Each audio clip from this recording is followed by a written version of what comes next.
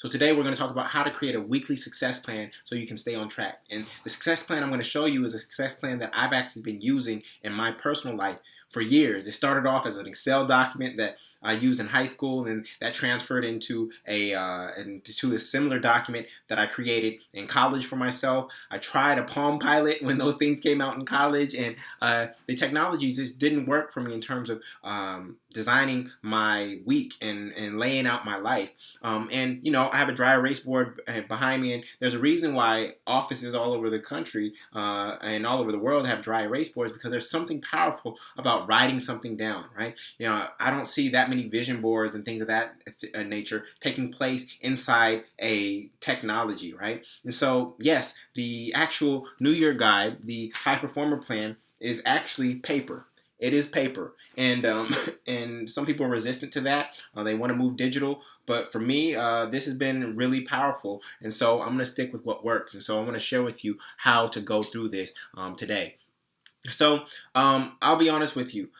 When I was first starting out as a entrepreneur and I was on my own, of course you want to brand yourself. You want to get these great pictures and have a nice website and a headshot and things of that nature. But honestly, I was projecting public success, but how I felt on the inside was actually a private failure. I was tired. I was worn out. I was burned out. I was working too many hours. I was working on weekends, and it sucked. And I came to the awareness, and I've shared this with you a little bit, that I was a workaholic. I was a workaholic, and today I consider myself to be a recovering workaholic, because if I'm not careful, I can slip back into workaholic tendencies. And so for those of you who consider yourself hard workers, I want to share with you the distinction today between workaholism and high performance that I think will help you going forward. Yeah, my workaholism, while it might have moved my business forward a little bit in those early years, it had a real negative impact on my marriage. And then as Jada, my daughter, was coming into my life, and I had a little 9-month runway to start to make changes, because I wish I could have made those changes just for my wife alone. But once I was recognizing that, wow, what kind of father do I want to be? I used that 9 months to make some very intentional changes that I'm still continuing to implement today. I'm not perfect by any means, but I knew I needed to change the way I was working. And so I had to go back to my principles. A lot of us know the know-how. We know what to do, and we know what's best for us. The question is, will we do it? We just want things to happen. We want everything to be able to fit in. And what I found is really the key to life is figuring out what's actually important to you and creating boundaries around what is important to you and protecting what is sacred to you. And the most sacred thing, first and foremost, before even family, is actually your time. It is, because without time, you can't even be there for your family, right? The moment the clock stops for all of us, we are no longer present for our families. So the one thing that we can't buy and that we can't get back is our time. And so with the time that we are given and blessed with, we have to use that time intentionally. It has to be geared towards work that is meaningful, has to be geared and spent with people that actually mean the most to us. And so this is the journey that I've been through. I want to share with you how I've been able to redesign my life and my work in order to do that. And I don't talk about this in the context of work-life balance, because work-life balance implies that work comes before life, right? Work-life balance, or that they are equal. But your life is way bigger than work. Work is a small part of your life. It may be a lot of hours, but at the end of the day, it's a small part of your life. Your life is bigger than your job. You lose your job, you still have your life. Some people think about it differently, and those are the type of people who sometimes end up jumping off of bridges when they lose a job, right? Because they forgot to and remember that their life is actually bigger than your work. And so the phrase I like to use is your life's work. All the roles, all the hats that you wear, from your job to mother, father, husband, wife, uncle, aunt, board member, church member, etc. All of these fit in the context of your life's work. And I want to make sure that you succeed at your life's work. Okay? So I was married with a kid and building a business, and this is Jada's first birthday. And at that moment, I had to ask myself, do I work harder and be more absent, and work softer and be more present? Do I work harder and be more absent, or do I work softer and be more present? And, a lot of people put hard work as the holy grail, and I've come to understand that it is not. I knew I couldn't work harder because it would just take me away from home. And a lot of people say, oh, I'm working hard for my family, when work is the very same thing that's taking them away from their family. And I knew I didn't want to be that. I'm the son of two doctors, and my parents were in some ways absent. They provided for me, and I'm grateful for that, but they were absent because they had to go to work early in the morning. They were on call on weeknights and weekends, and they worked late. And I recognized, I didn't understand it then because I had friends whose parents were our soccer coach and baseball coach and things of that nature. But it was later on that I realized that my parents were actually in life or death situations. Right? They were literally saving people's lives on a daily basis, and that's the career path that they chose. My work was not a life or death situation. Do I think that helping somebody find their purpose and live out their calling is life or death? Yes. But I was treating my job as if it was an immediate life or death situation, as if somebody was going to die tomorrow. And I do think of purpose as being that important, but I have more compassion for my parents in hindsight, recognizing that there are people who were like literally bleeding. And within an hour, they could have died if my parents didn't step in with the roles that they had in surgery and anesthesia, right? And so I've broken free. I inherited kind of their work style and their work habits. I would wake up when they woke up because I had to get in the car to get dropped off somewhere and things of that nature. And so that kind of became my way of being. And so I have to recognize that I'm in a different industry than my parents, and I'm not in life or death situations. And that for a lot of times when it comes to purpose and living out your calling or whatnot, you have to be ready, right? It is life or death, but you have to be ready. You have to be willing to accept the call and not let it go to voicemail. And so I had to recognize that hard work is not the holy grail. Hard work is not the holy grail. And a lot of people move through life as if it is, and even the world's most successful people will tell you, oh yeah, I got here based on hard work. But even if you read Outliers by Malcolm Gladwell, and he did the research around the Hockey Hall of Fame, what he found is that many of them were born right after the cutoff date for the junior or peewee, I don't know if that's what they call it in hockey, the league. So when they were younger, they were oftentimes the oldest and the biggest on the team. And so that's what allowed them to succeed early on, and that's what got them tracked in certain areas, right? So even the world's most successful people, oftentimes they will attribute their success to simply hard work when there are tons of other factors that they are unaware of. No Hockey Hall of Famer is going to go to the Hall of Fame and in their speech say, yeah, the reason I'm here is because I was born right after the cutoff date. Yet the numbers show disproportionately that that was the case for most Hockey Hall of Famers. Of course, there was hard work along the way, but hard work is not the holy grail. It is not the only thing, right? Because there are people who work less hard than you who are more successful than you. Is that not true? Right? And there are people who are working harder than you that are not as successful as you. Right? And so we have to release this idea that it's all about hard work. Hard work is a key component. Don't get me wrong. I'm not inviting you to be lazy, right? But it is not the holy grail, right? So a lot of us consider ourselves to be hard workers, right? Raise your hand. I'm a hard worker. Yeah, I'm a hard worker. But how many of us would consider ourselves to be high performers?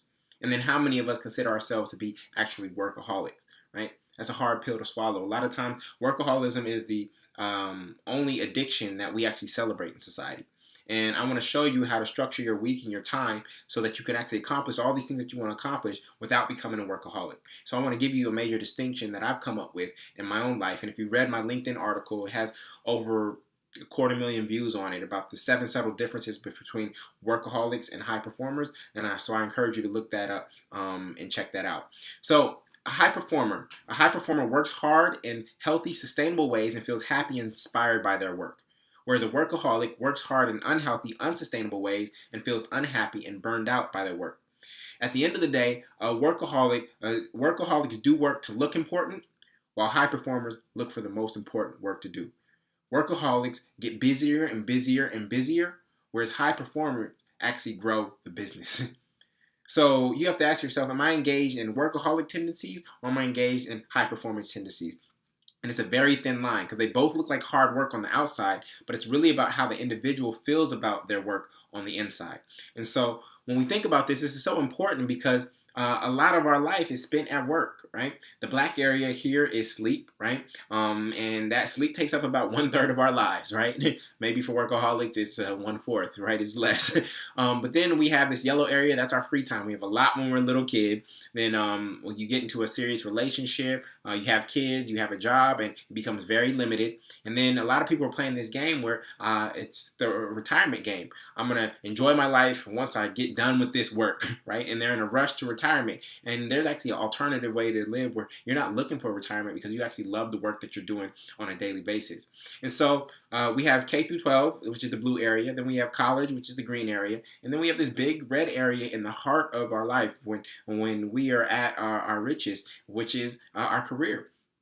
And we have to figure out how to make that red area feel good, because we cannot go through life trading off 5 days of unhappiness for 2 days of happiness on the weekend and expect that 5/7 is going to somehow one day be greater than 2/7, right? It's just basic math. It won't happen, right? And so we have to figure out how to make this red area enjoyable. And being a workaholic will not make it enjoyable. You may have tons of success or accolades and achieve a lot, but it doesn't mean that it was actually enjoyable. Okay, so the key question I want to offer you is there someone somewhere in the world, in your company, industry, or even your industry, who with greater or equal responsibility, who is having greater success in terms of pay, profits, promotion, or productivity without the stress, struggle, sleeplessness, and sacrifice that you're making? I'll repeat that. Is there someone somewhere in the world, in your industry, or even your company, with greater or equal responsibility than you, who is having greater success in terms of pay, profit, promotion, productivity, without the stress, struggle, sleeplessness, and sacrifices that you're making? Right? So think about that.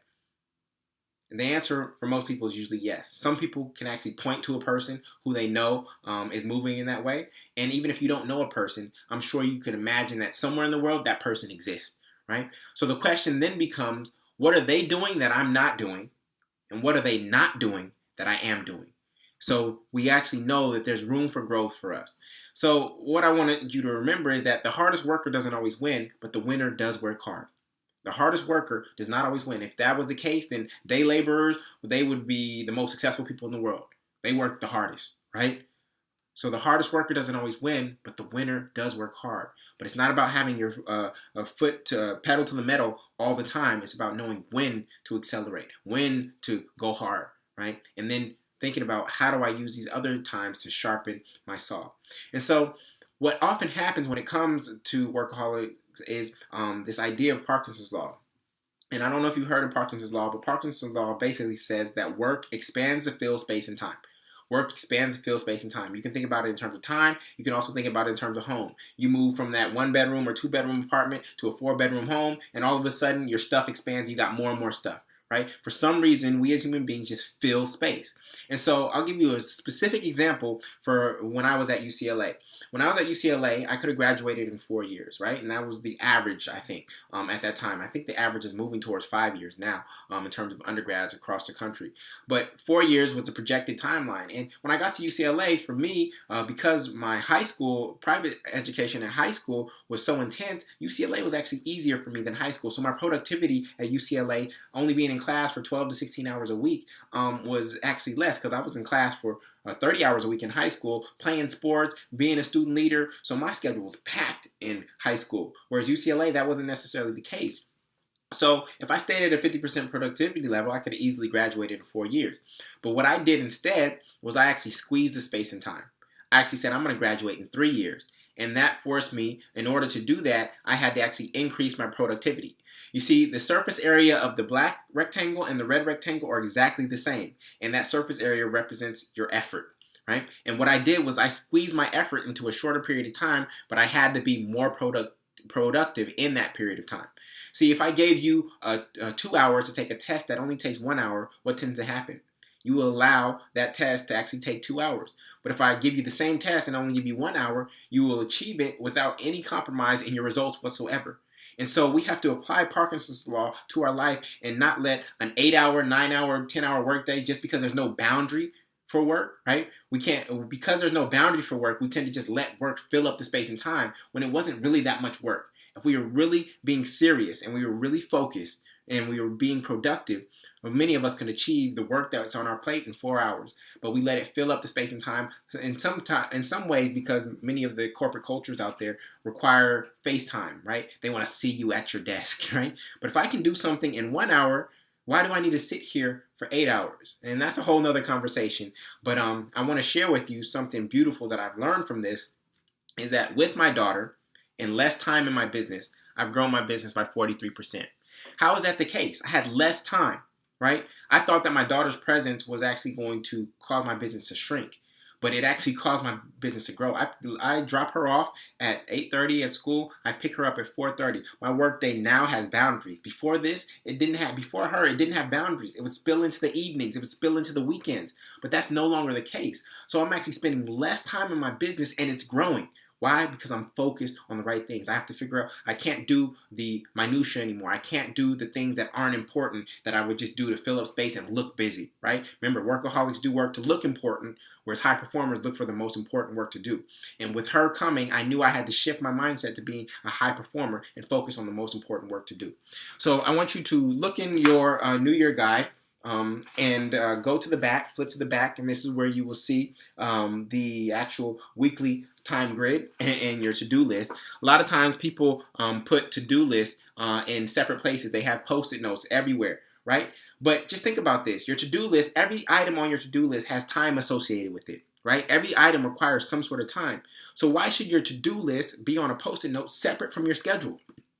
It should not be. If you are really committed to doing something, it will not be on a separate post-it note. It will be in your calendar, right? Just like a doctor's appointment, just like a dentist appointment, just like a meeting, right? If it's really important to you, it won't be on a to-do list somewhere and I'll get to it when I have time. You will actually place it on your calendar just like you do all these other things. And so we have to change our mindset about how we approach this. Our to-do list and our time grid should go hand in hand, and this is why we have them side by side in this view, in this layout, in the what we call the high performer plan. The high performer plan used to be this separate tool that we would sell separately. This year we decided to give it to you and just integrate it into the New Year guide, because now you have your vision and you've designed your year up front. Now the high performer plan is really about helping you execute on that vision. Right? We didn't want to leave you hanging, and so I want to walk you through how to actually execute and do this on a weekly basis. And once you get good at it, it will literally only take you 15 minutes on a Sunday evening or a Monday morning to create a vision for your entire week. And that vision, of course, will always be guided by your larger vision, which you laid out when you design your year. Okay, so the first part in terms of your to-do list is your daily scoreboard. Your daily scoreboard is really the things that you want to do for yourself and you want to keep track of. So this is exercising for 45 minutes, meditating for 15 minutes, number of sales calls, so it can be professional related, or taking a lunch break. Some of us eat lunch at our desk or eat work through lunch, and taking a lunch break could be a scoreboard item that you want for yourself. And what you do throughout the week is you just check the box if you did it, and in some cases you may need a tally for number of sales calls that you did that day. And then the black on days that you don't intend to do these things, you can just color those squares in black, knowing that I'm not focused on sales calls on weekends, right? Or lunch break on weekends, because that's really, I need to focus on that during the weekdays. Okay, so that's the first step, is your daily scoreboard.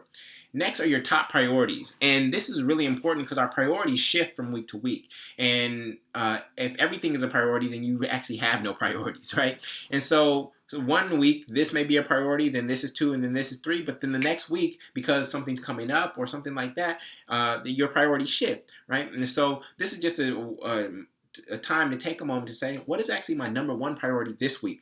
What is my number 2 priority this week? What is my number 3 priority this week? So this is a small little section, but it's really powerful just to put things in perspective.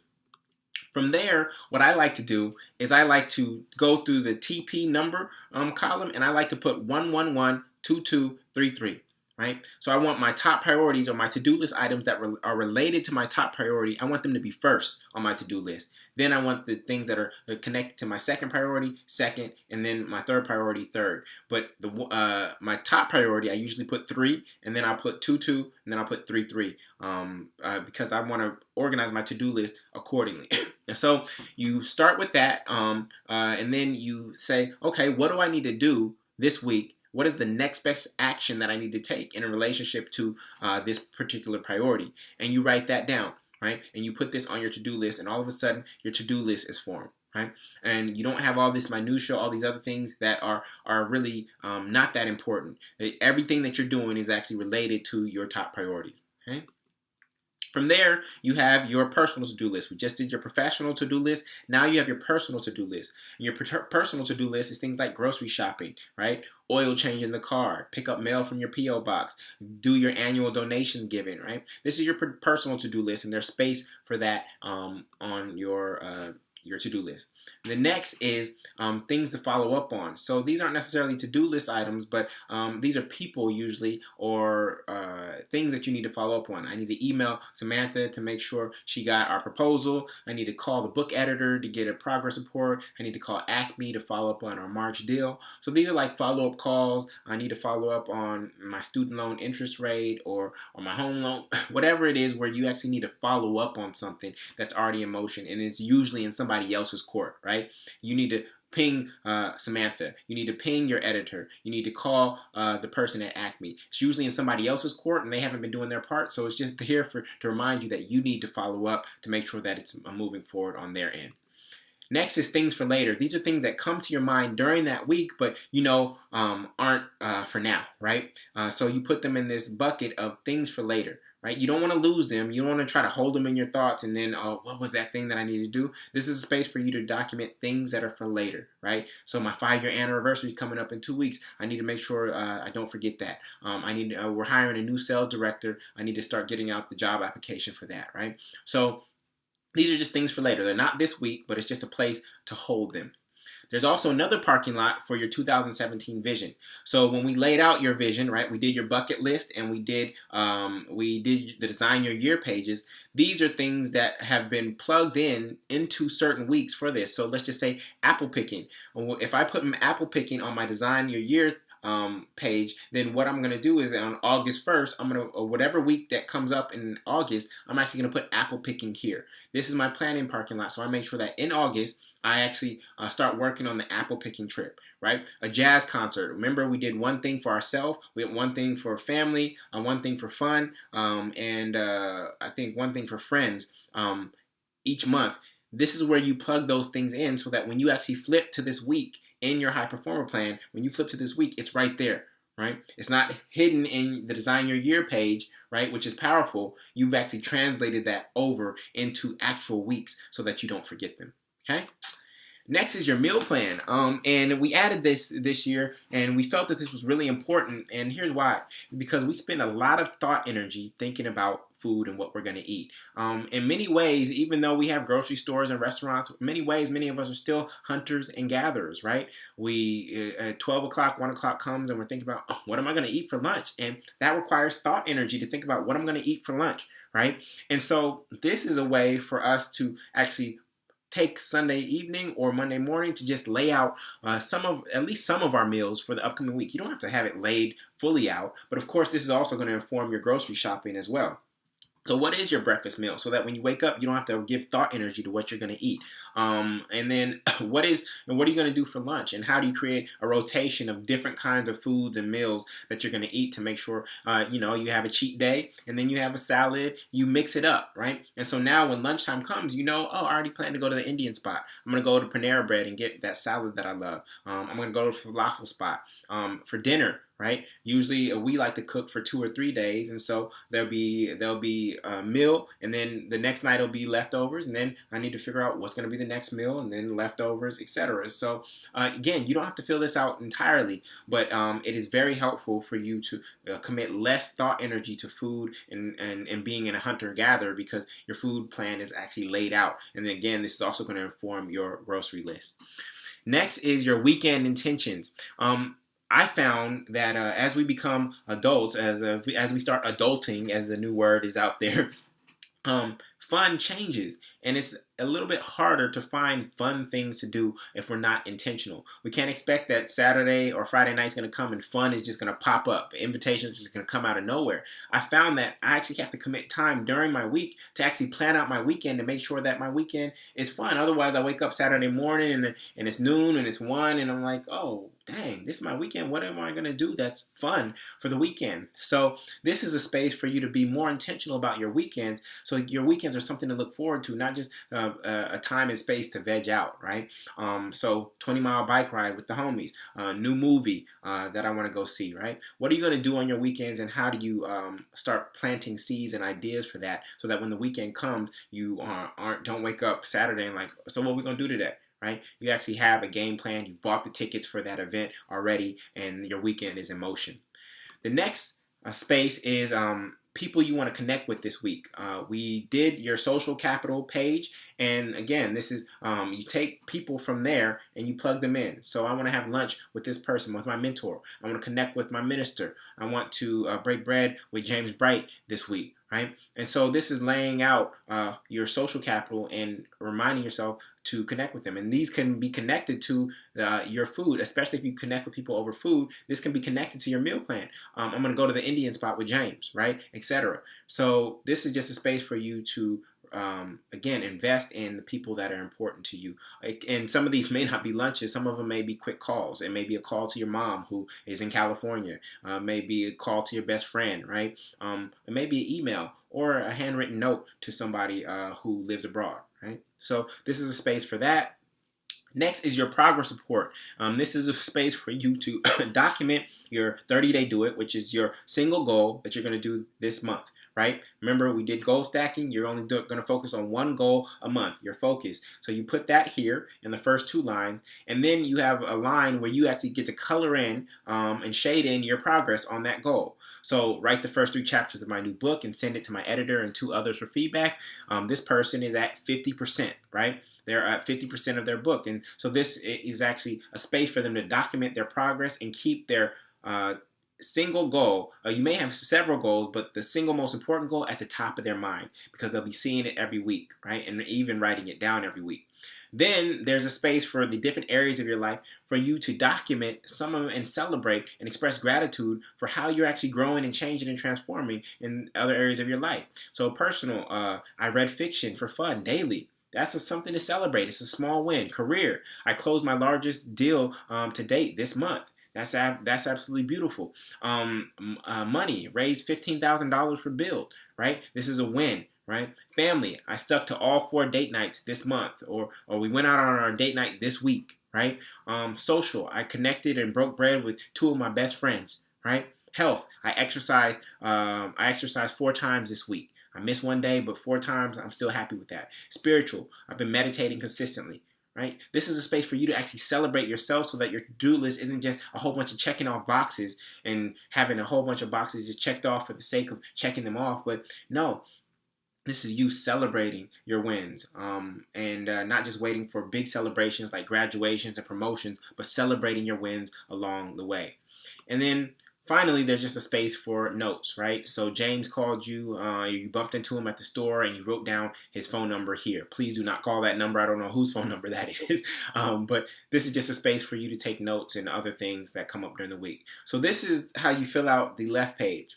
The next page is really important, because the next stage and next step is really important, because now you have to translate all these things that are important to you, and you have to anchor them in time. This goes back to our principle of anchoring things in time. If these things are really important to you, then they're not just going to be a to-do list item that's hanging out on a post-it note somewhere. They're actually going to be in your schedule. There'll be time already pre-allocated to making sure that they occur. Right? Lunch with James. That's going to go in my schedule. It's not just going to be this thing that's hanging on a post-it note somewhere. Right?